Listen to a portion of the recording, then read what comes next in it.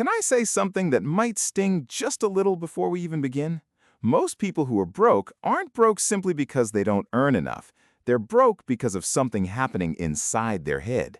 Something invisible, something nobody ever pointed out to them, something that quietly sabotages every raise, every bonus, every fresh start they've ever tried to make. And the scariest part, the more money they make, the worse it gets. I know that sounds backwards. It sounds like it shouldn't be true, but stick with me for the next 15 minutes because I'm going to show you exactly why this happens, who it happens to, and most importantly, how to permanently break the cycle. This isn't a video about budgeting apps. It isn't about cutting your coffee. It isn't about some 5-step plan that sounds great and changes nothing. This is about the real reason your bank account never seems to grow no matter how hard you work. And once you truly see it, you can never unsee it. Let me tell you about James. He worked hard his entire 20s, starting at $32,000 a year, telling himself, just wait, when I make more, everything will be different. The raise came, $45,000. He celebrated. 6 months later, he was just as broke as before, maybe more stressed, because now he had a nicer apartment, a newer car payment, a few subscriptions he didn't have before, a lifestyle that had quietly, automatically expanded to swallow every extra dollar. So he worked harder, got another raise, $58,000. Same thing happened again. By the time James was 35, he was earning nearly double what he made at 22, and he had less than $1,000 in savings. He wasn't irresponsible. He wasn't reckless. He was just caught in something that has a name. It's called lifestyle inflation, and it is the single most common, least talked about reason why hardworking, intelligent people stay financially stuck their entire lives. Here's how it works, and pay attention because this is subtle. When your income goes up, your brain doesn't say, let me save the difference. It says, now I can afford better. Better apartment, better car, better restaurants, better clothes.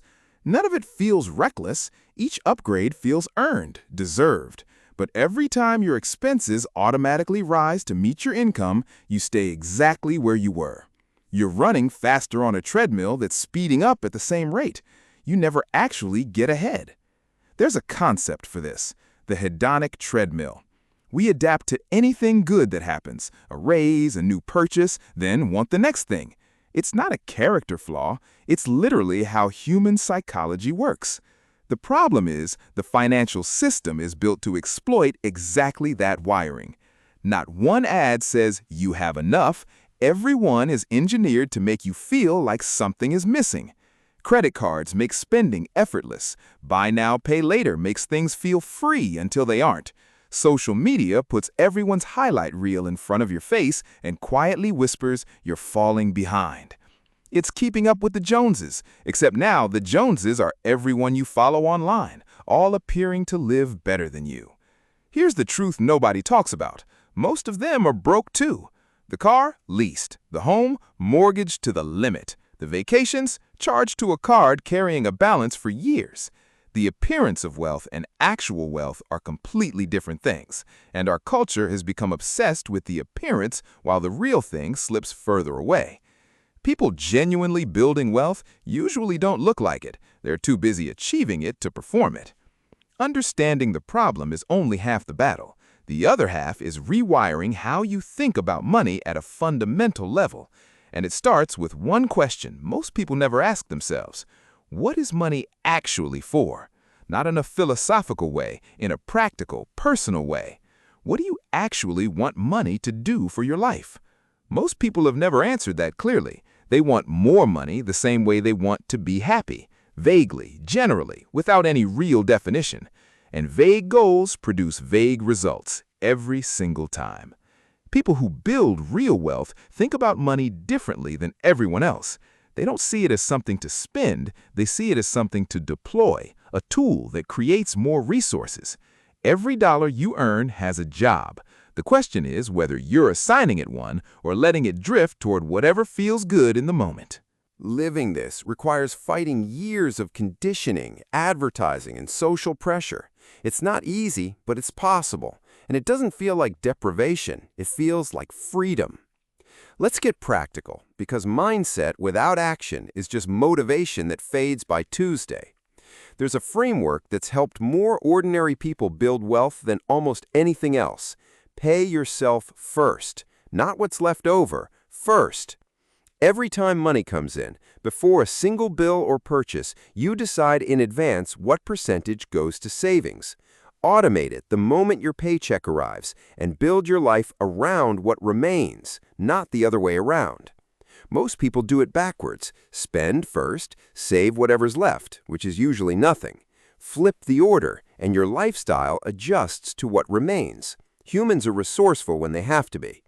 Meanwhile, that money compounds, building a future version of you that doesn't stress about money. Start with 10% if you can, 5% if that's all you can manage. The number can grow over time. The habit is what matters. We need to talk about debt, the real anchor for a lot of people.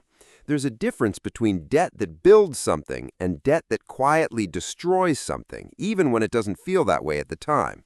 A mortgage on a reasonable home, a student loan that genuinely raises your earning power, those can be tools. But credit card debt, consumer debt for things already gone, the vacation, the gadget, the clothes, is a genuine wealth killer, full stop. Here's why this is so dangerous. The average credit card charges somewhere between 18 and 25% interest a year. Debt compounds the exact same way investments do, but against you. Every month you carry a balance, the hole gets deeper, and the minimum payment is designed to keep you in debt as long as possible. The way out is brutal but simple. Stop adding to it immediately, then attack the highest interest debt with everything you have, every bonus, every refund, every extra dollar until it's gone. Roll that payment into the next debt, like a snowball picking up speed downhill. The day you're free of consumer debt is one of the most genuinely liberating feelings there is. I know what you're thinking. Okay, so I need a budget. And something in you resists because budgets feel like punishment, like a financial diet where everything you enjoy gets taken away. But a budget isn't a restriction, it's a plan, deciding in advance where your money goes instead of wondering where it all disappeared. Here's a framework so simple it fits on a napkin.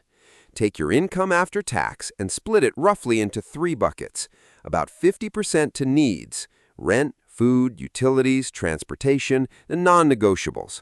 About 30% to wants, dining out, entertainment, hobbies, the things that make life enjoyable. At least 20% to your future, savings, investments, debt repayment. These aren't rigid laws, adjust for your situation. A high cost of living city might mean a bigger needs bucket. The point is intentionality, not the exact numbers. Every dollar has a destination. After a few months, it stops feeling like a constraint and starts feeling like control. And control feels better than any impulse purchase. Here's one more thing, and it's genuinely important. Everything we've covered works better when your income grows. I want to challenge you on something. Most people treat income like a fixed number set by their employer or the economy. It's not. Your income is a reflection of the value you provide, and value, unlike a salary, has no ceiling. The most powerful investment you can ever make isn't a stock or real estate. It's yourself, a new skill, a side project, a course that opens a door. Knowledge compounds just like money does, quietly and consistently. The people who escape financial struggle permanently don't just cut expenses and invest the difference, they also relentlessly grow their ability to earn. Because here's the math that changes everything. It's very hard to save your way to wealth on a limited income, but it becomes dramatically easier when your income is growing and your lifestyle isn't growing with it. That gap between what you earn and what you spend is where all real wealth is built. Widen the gap from both sides, spend less than you could, and earn more than you currently do. Let me bring this home. You are not broke because you're bad with money, or because you don't work hard enough, or because you're unlucky, even though, honestly, parts of the system aren't exactly designed in your favor. You're where you are because nobody ever taught you the rules of the game you've been playing. But now you know some of them. Lifestyle inflation is the silent killer of progress. The appearance of wealth and actual wealth are different things. Paying yourself first is the foundation. Debt compounds against you the way investing compounds for you. A budget is a plan, not a prison, and your income is a reflection of the value you choose to build. That's not nothing. That's everything. The version of you that is financially free, that doesn't panic when an unexpected expense shows up, that doesn't feel trapped in a job they hate because they need the paycheck, that has options and choices and genuine freedom, that version of you is built one decision at a time, starting with the decision you make right now. So really, truly, what's it going to be? Starting now, today. If this really hit home, share it now. Send it to someone who needs to hear it, because the best thing you can do with knowledge is refuse to keep it to yourself. And drop a comment below. Tell me honestly, which part of this video described your life? I genuinely want to know, because you're not alone in this. Not even close.